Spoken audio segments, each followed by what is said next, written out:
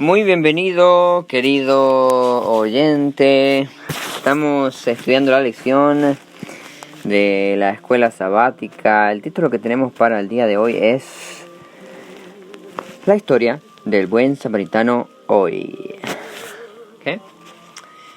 Vamos entonces a iniciar con la lectura. Al elogiar al doctor de la ley por dar la respuesta correcta, Jesús le dijo: haz esto y vivirás. Y así tocó el corazón del hombre. Dar todas las respuestas correctas era fácil para el intérprete, pues habrá de haber sido así. Pero el punto, de todas maneras, de la lección es el hecho de la diferencia en hacer y saber. Diferencia con saber. Pero hacer esas cosas era un problema hace 2000 años y continúa siendo un problema para muchos de nosotros hoy. El doctor de la ley quería entrampar a Jesús y presumir de sus conocimientos. Bueno, ahí es donde hay que hacer una corrección, porque leyendo el libro maravillosísimo del deseo de todas las gentes, vamos a encontrar en sí la descripción que ahí trata de este tema. La descripción de la intención. Vamos a ir a la página 460. Y nos dice: el doctor de la ley no estaba satisfecho con la... estoy pensando si mientras... Vamos a leer un poco más de contexto. El buen samaritano. En la historia del buen samaritano, Cristo ilustra la naturaleza de la verdadera religión. Muestra que ésta no consiste en sistemas, credos o ritos, sino en la realización de actos de amor. Gloria a Dios. En hacer el mayor bien a otros, en la bondad genuina. Mientras Cristo estaba enseñando a la gente, he aquí un doctor de la ley se levantó, tentándole y diciendo: Maestro, ¿haciendo qué cosa poseeré la vida eterna? Con expectante atención, la muchedumbre congregada esperó la respuesta. Los sacerdotes y rabinos habían pensado enredar a Cristo, induciendo al doctor de la ley a dirigirle esta pregunta, pero el Salvador no entró en controversia. Así, hasta ahora estamos en relación, en armonía con lo que dice la lección. Pero vamos a seguir leyendo. Exigió la respuesta al mismo interrogador. ¿Qué está escrito en la ley?, dijo él. ¿Cómo lees? Los judíos seguían acusando a Jesús de tratar con liviandad la ley dada desde el Sinaí. Pero él encauzó el problema de la salvación hacia la observancia de los mandamientos de Dios. El doctor de la ley dijo: amarás al Señor tu Dios de todo tu corazón y de toda tu alma y de todas tus fuerzas y de todo tu entendimiento, y a tu prójimo como a ti mismo. Jesús dijo: bien has respondido, haz esto y vivirás. El doctor de la ley no estaba satisfecho con la opinión y las obras de los fariseos. Y aquí es donde entramos entonces. Había estado estudiando las Escrituras con el deseo de conocer su significado real. Tenía vital interés en el asunto y había preguntado con sinceridad: ¿haciendo qué cosa poseeré la vida eterna? En su respuesta tocante a los requerimientos de la ley, pasó por alto el cúmulo de preceptos ceremoniales y rituales. No les atribuyó ningún valor, sino que presentó los dos grandes principios de los cuales dependen la ley y los profetas. Esta respuesta, al ser elogiada por Cristo, colocó al Salvador en un terreno ventajoso frente a los rabinos. No podrían condenarle por haber sancionado o aprobado lo declarado por un expositor de la ley. Aquí, ponerle pausa. Ok. Muy bien. Vamos a seguir leyendo un párrafo más. Haz esto y vivirás, dijo Jesús. Presentó la ley como una unidad divina, enseñando así que es imposible guardar un precepto y quebrantar otro. Porque el mismo principio corre por todos ellos, el principio del amor. El destino del hombre será determinado por su obediencia a toda la ley. El amor supremo a Dios y el amor imparcial al hombre son los principios que deben practicarse en la vida. Amén. Ok.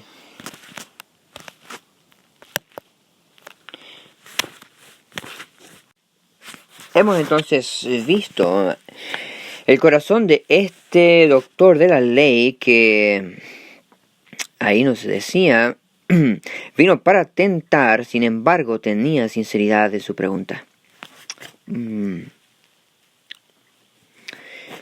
Ahora,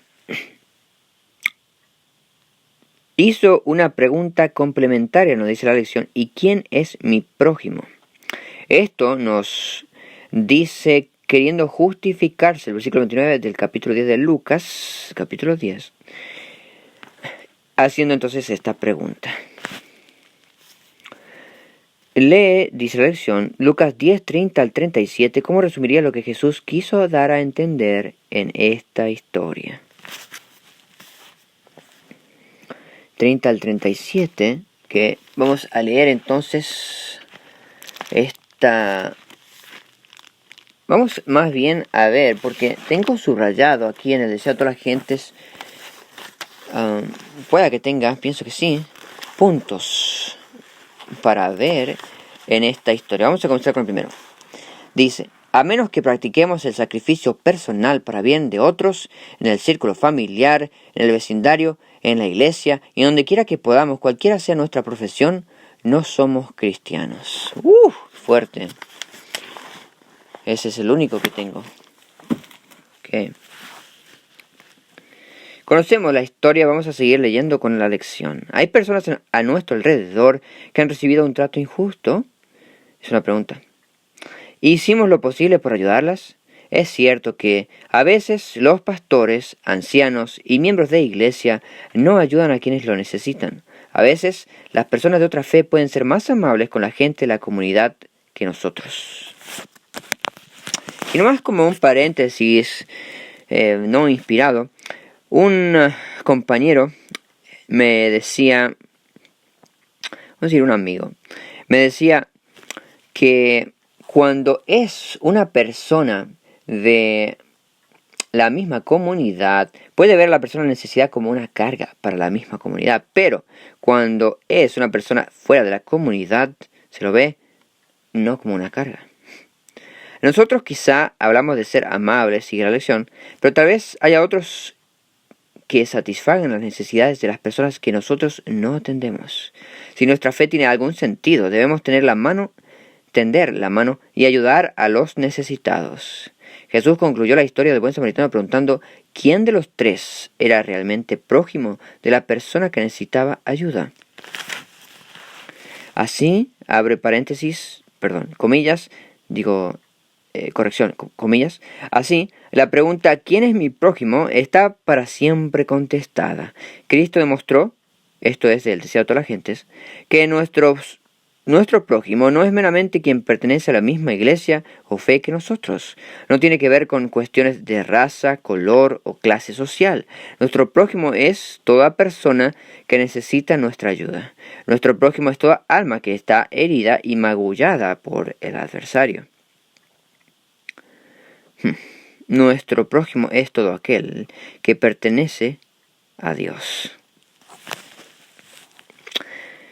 Y nos habla del desafío para esta semana. Comienza a orar diariamente por alguien que sea diferente de ti o incluso por alguien que no te caiga bien personalmente. Y avanzado, haz una lista de por lo menos 3 nombres de tus conocidos no adventistas o no de tu denominación. Identifica sus necesidades emocionales, físicas, sociales y considera cómo puedes suplir personalmente esas necesidades. Interesante que no dice necesidades espirituales, emocionales, físicas, sociales. Emocionales y sociales pueden ser descritas como mentales también. ¿Qué puedes hacer por ellos de manera práctica durante la próxima semana? Ok, entonces hacemos mención de lo maravilloso como Jesús, al hacer que responda el hombre de la ley, el doctor de la ley, ahí sí, que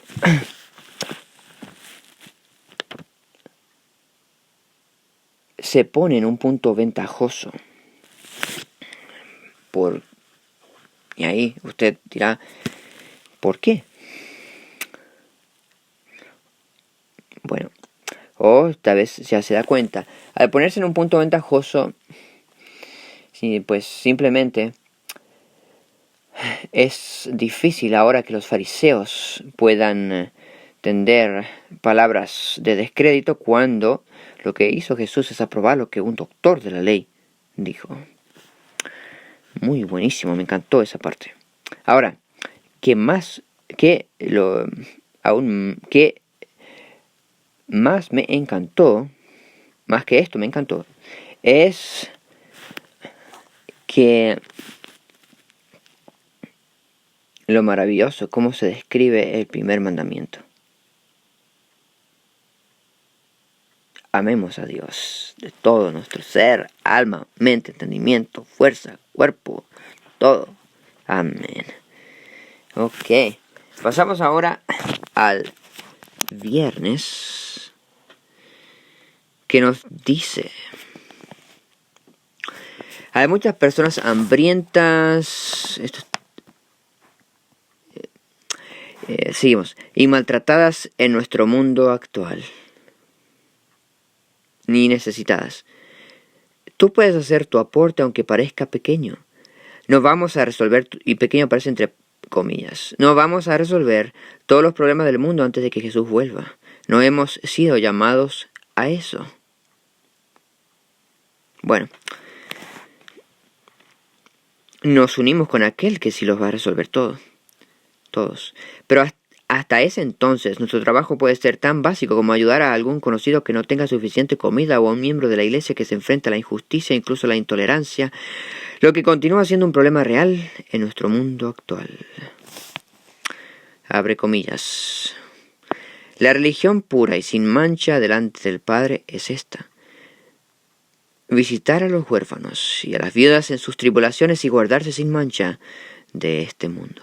Santiago 1:27.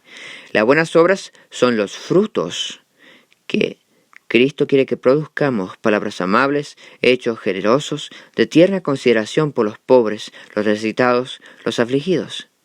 Cuando los corazones simpatizan con otros corazones abrumados por el desánimo y el pesar, cuando la mano se abre en favor de los necesitados, cuando se viste al desnudo, cuando se da la bienvenida al extranjero para que ocupe su lugar en la casa y en el corazón, los ángeles se acercan, y un acorde parecido resuena en los cielos. Todo acto de justicia, misericordia y benevolencia produce melodías en el cielo. El Padre desde su trono observa a los que llevan a cabo estos actos de misericordia y los cuenta entre sus más preciosos tesoros. Y serán, abre comillas, otra vez, y serán míos, dice Jehová de los ejércitos, en aquel día cuando reúna mis joyas. Cierra. Todo acto misericordioso realizado en favor de los necesitados y los que sufren es considerado como si se los hubiera hecho a Jesús. Cuando socorréis al pobre, simpatizáis con el afligido y el oprimido, y cultiváis la amistad del huérfano, entabláis una relación más estrecha con Jesús. Testimonios para la Iglesia, tomo 2, página 24. 3 preguntas que nos trae la lección. ¿Cómo podemos asegurarnos de entender que el mandamiento de amar a Dios y a los demás no es salvación por obras? Cuando consideramos quién es Jesús y lo que hizo por nosotros en la cruz, aquí se menciona Filipenses 2, o se cita 5 al 8. ¿Por qué es un error tan grande la idea de que podemos hacer algo para ganar o merecer la salvación? ¿Cómo podemos aprender a distinguir entre trabajar por la salvación, lo cual es un error fatal, y revelar en nuestra vida la salvación que ya tenemos en Jesús? Así es, en Jesús. ¿Cómo podemos aprender a reconocer algunos de los prejuicios inherentes que podemos tener hacia los que son diferentes de nosotros? Buena pregunta. 3. Además de los pasajes que analizamos en la lección de esta semana, ¿qué otro respaldo bíblico encuentras para la necesidad de mostrar bondad hacia los demás, no importa quiénes sean?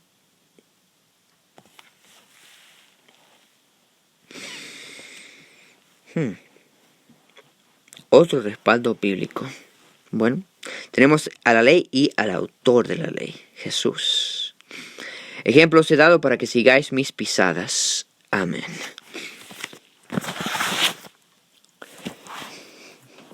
Cualquier comentario o pregunta es muy bienvenida. Si se quisiese ahondar más sobre esta pregunta acerca de la salvación y las obras. Ok. Entonces, se nos hizo mención de Filipenses capítulo 2, versículos 5 al 8, que vamos a ver.